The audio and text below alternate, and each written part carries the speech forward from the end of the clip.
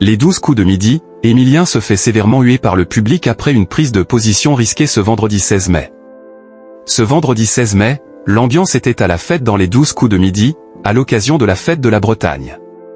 L'occasion pour Jean-Luc Reichmann de lancer une question qui fait souvent débat. Emilien est devenu le visage incontournable des 12 coups de midi. Depuis plus d'1 an et demi, il enchaîne les victoires et vient de franchir le cap des 2,3 millions d'euros de gains, un record historique. Derrière sa réussite, une rigueur impressionnante, quelques tics devenus cultes et une relation à distance, mais solide, avec sa compagne Jessica. Toutefois, l'absence de la jeune femme sur le plateau depuis des mois a inquiété les fans. Mais ce jeudi 15 mai, le grand maître de midi a mis fin aux rumeurs en confirmant que tout allait bien.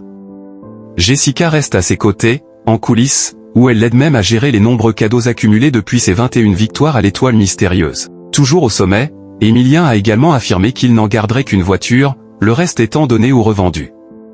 Un recordman généreux. Fête de la Bretagne, Emilien provoque le débat sur le plateau des 12 coups de midi. Dans l'émission des 12 coups de midi diffusée ce vendredi 16 mai, Jean-Luc Reichmann a profité de la fête de la Bretagne pour lancer un débat qui ne laisse jamais indifférent, Nantes est-elle en Bretagne? Face à la question, Emilien, originaire de Nantes et vêtu d'une marinière pour l'occasion, a répondu prudemment, ça dépend. Une nuance qui a provoqué des huées dans le public.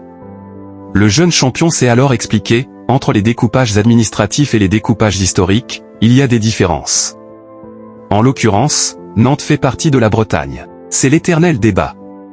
Puis, d'ajouter avec humour, moi, ça ne me dérange pas d'être breton, mais je ne suis pas sûr que les Bretons acceptent beaucoup Nantes comme faisant partie de la Bretagne. Une réponse bien ficelée, fidèle à l'image du maître de midi. Emilien touche-t-il tout son argent d'un coup?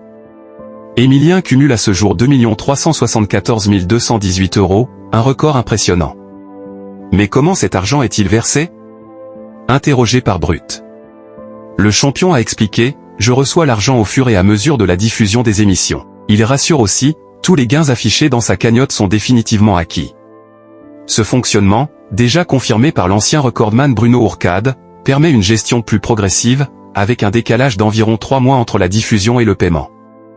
Un système pensé pour éviter les débordements.